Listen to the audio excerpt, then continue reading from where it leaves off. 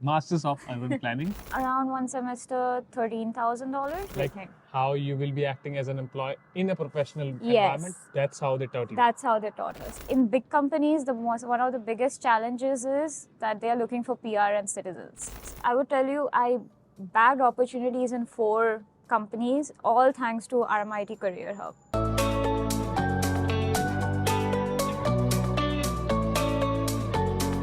Hi guys, hello and welcome back to another vlog. This is Capsulog with Inakshi in RMIT University City Campus, and today we are going to talk on the topic of Masters of Urban Planning in RMIT University. If a person wants to do this course, or maybe students who are planning to do this course in future, you can answer those questions which no one can, because that's kind of a niche course, right?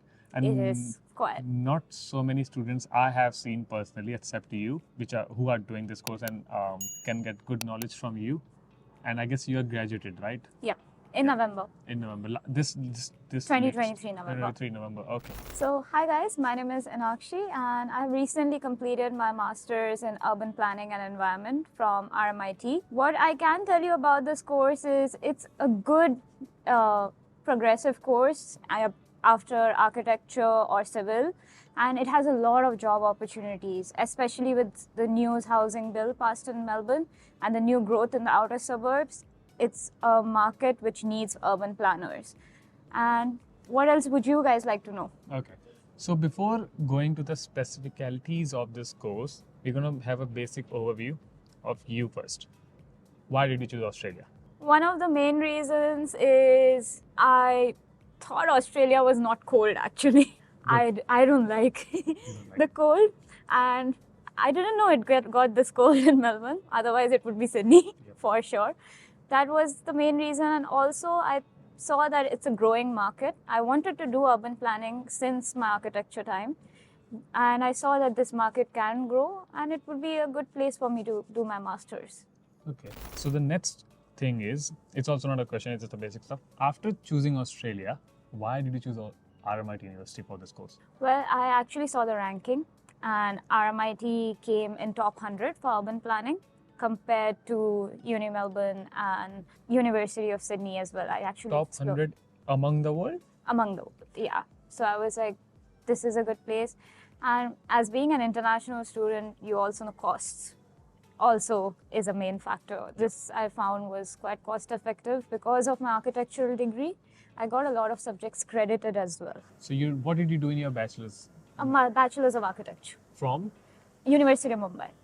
Okay. Yeah. And then some of the courses got credited from there. So that got my cost down quite a bit. And plus, I really liked the culture of RMIT, how it presented things, how there were more career opportunities, and this constant support of students, I feel like, compared to anywhere else. Yep.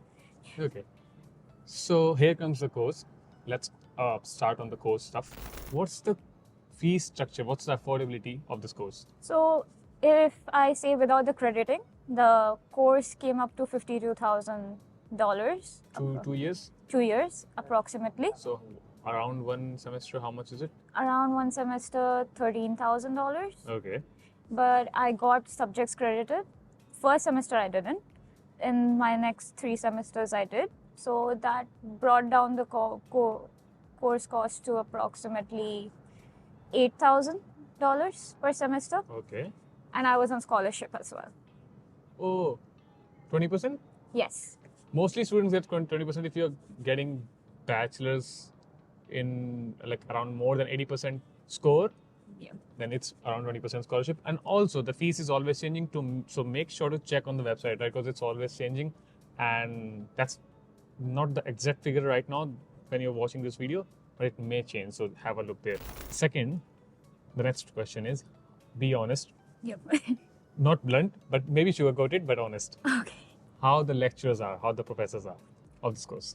Well, coming from India, it's a big cultural shock, because the lectures and the study course, it's very different to what we are taught in India. It's not the same way. You're not on your head with 7 submissions, 7 subjects, every assignment. You're not like that here. Okay. It's much more easygoing. And my course was WIL. It was Work Integrated Learning. Yes. So it was for people, you know, who were doing a 9 to 5 and after that were coming for a course. So it was directed towards those people. I think that's why we had a bit of ease in our assignments and stuff like that. We were not that much pressured, I feel like. So were they replying on time on the text or on? Yeah, frankly, our courses, it was very interactive. Most of the assignments were More of practical work? more of practical work, it Okay. was. And wherever, in our thesis though, they were quite hands-on. We had regular check-ins. We had to go and present our thesis and, you know, present it to different people to get different point of view. So they were very hands-on on the thesis. But the first 3 semesters, it was not that pressured, personally from my point of view, because coming from an architectural background, we knew most of the stuff. Yeah. There was that also. So we were skimming through a lot of it. But I would say other people who were my friends who were from accounting and various different backgrounds, for them, it was quite a lot to take in. Whoa, I'm just imagining how much differentiation you would be doing if you're coming from any other field, because your architecture relatable to urban planning is making a sense, right? But if for students, because requirement wise, anyone can join this course if I'm correct, right? Yeah, anyone Even can. if you're from commerce or maybe another Yep. stream, but you need a pathway how you will relate your previous studies to this course. Exactly. In that case, you need to be quite hardworking in that field. You can, but it's also like, how can you suddenly do a master's when you don't know the basics? Yes. Right? Yes. I can't suddenly become an accountant. I can't. I have to do twice as hard then. Yes. There's that. Yes. Okay, so this is the main or the broader perspective point of this video, which only you can answer, which is not present on website. What's the course structure of this course? Like how the assignments are, what do they exactly teach, and what's actually urban planning masters in? Yep. So urban planning masters is more directed towards 2 types of planning actually. One is statutory, one is strategic. Okay. Statutory planning is basically permitting, building permits, small scale, large scale, basic stuff. Strategic planning is actually designing entire suburbs, new suburbs.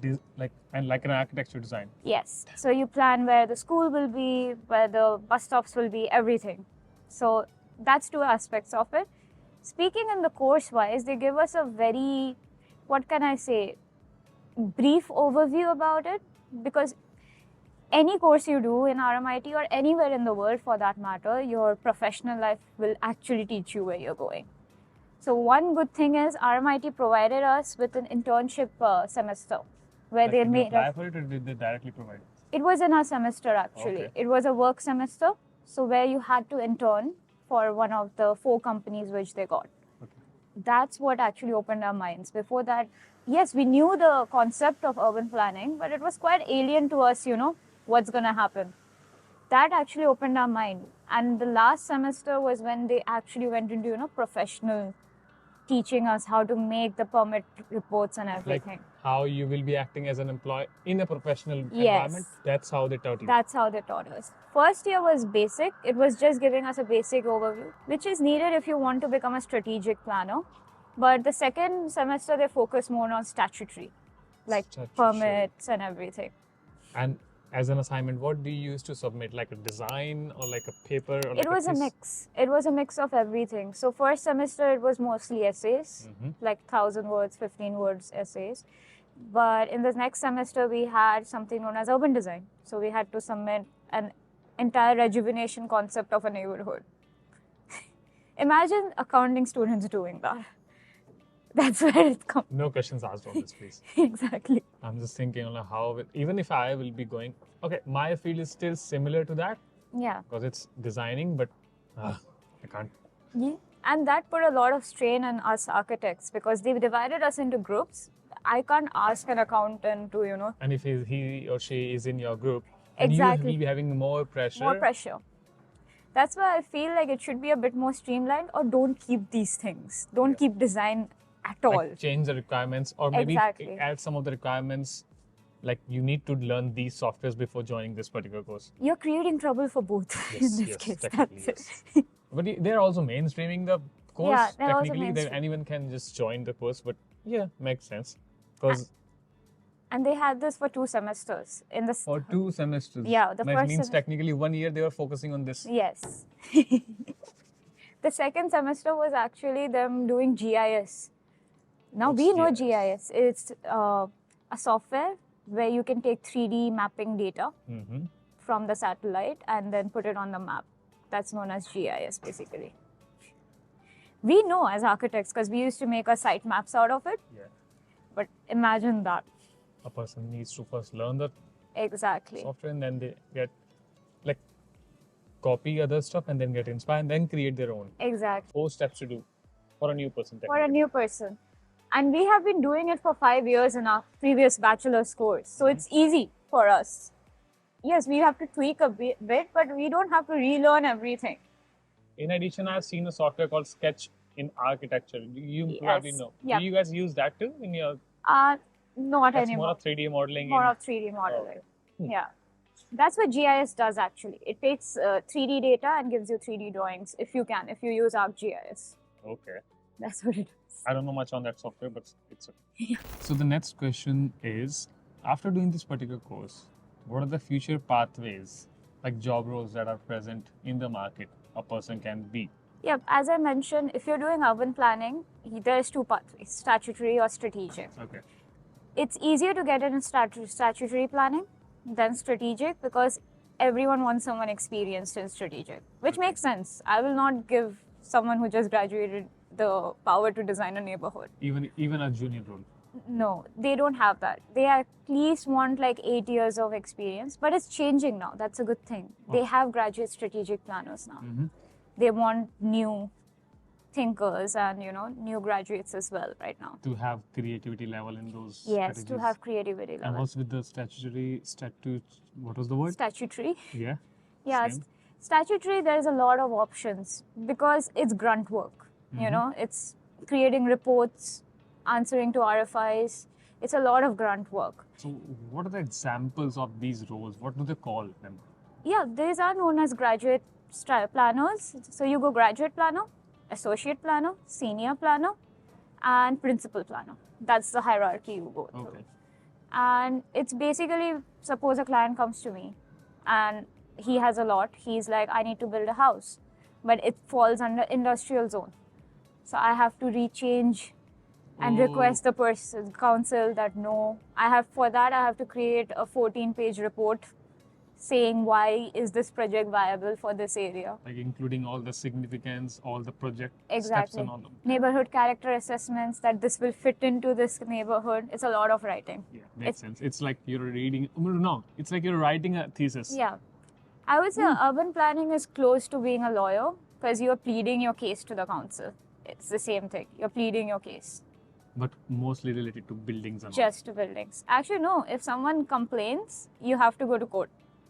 And then you need legal advisory on that too. Yes. Sweet. Not sweet, but yeah. Yeah. It's a long Yeah, process. it's a long process.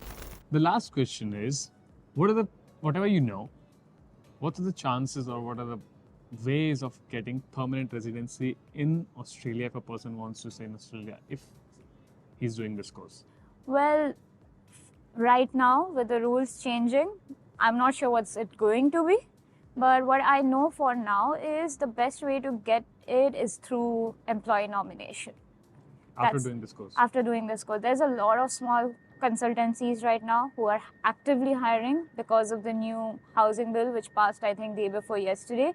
What was the bill, if I can ask? So I think it was like Victoria needs to build 134,000 houses by New next year. houses. Yeah. So that creates a lot of work for us urban planners. And obviously they need employers. Without permit, they can't do anything. So that makes, job opportunities for us. So if you go into like small companies, it's ideal. But I would say in big companies, one of the biggest challenges is that they are looking for PR and citizens. Yes, it was in our newsletter as well. One of the biggest companies, let it be unnamed, Yep. they actually put in a criteria that you have to be a PR or a citizen to apply. That's heartbreaking. But It these is. smaller consultancies, They find it. they're fine with it. They're willing to sponsor as well. So And once you get a sponsor, you're technically getting a PR. you're technically getting it. But it's really tough in a sense that you need to show extraordinary work to them too. Exactly. Yep. And also promise things like you're going to work for them for a year. So there's a lot of ifs and buts up there. We'll talk on that maybe in some other video. Yeah. Because she is doing, what were you doing? Urban Job role? plan. Urban planning job. What was the job? Statutory planner. So if you want a particular podcast with her on that, make sure to comment. The last thing, it's not a question, it's just a basic thing. Whatever your personal experience has been yet of Australia, of RMIT University, of this course, or maybe anything that you don't like about any of these that you would like to mention. Go for it. Well, I feel RMIT gives us a lot of opportunities. I would tell you, I bagged opportunities in 4 companies, all thanks to RMIT Career Hub, Job Shop, which is. And they fixed my CV and cover letter. It was not good previously. It was not professional, and they helped me in that. I would say that without that, I would not have bagged any opportunities. But I will also mention this. It also is important how much effort you put in. If you don't take up these opportunities, if you don't actually go pursue, then nothing's going to happen. Because there are opportunities. We were scared after the first incident, when the first company advertised and they said that it's only PR and citizens. We were scared to apply after that. But I would say just apply. Let's see what happens. Sometimes they bend the rules too. They bend the rules too if you are good at what you do. Extraordinary person to work with. And bad thing is, I would say they should really change the requirements. I feel Same sad. point which we talked on this. I feel sad that here. But it's just in no one's hands. But Yeah, you never know. exactly. You never know. They might actually, do So something. it's also kind of advice if you're coming to join this course, maybe from any other background, make sure to learn some of the basic softwares and techniques in your free time, or make a free time for that, because it's going to be helpful for you for even submitting assignments, or maybe for in future purposes as well, right? True. It will be. Okay, so this was the video. Yeah. Thank you so much, Inakshi, for coming. Thank you. I'm going to mention her Instagram just coming up here, so make sure to follow and DM her if you have any questions, or you can also comment down the questions in the same video, and whenever you get time, please make sure to reply to those DMs and Of come back course. to the same video and check if there's any message for you. And our Instagram is also in description, so if you have any questions or if you need any other topic to be discovered or covered, keep us posted, and like, share and subscribe. See you guys. This is Capsule signing off.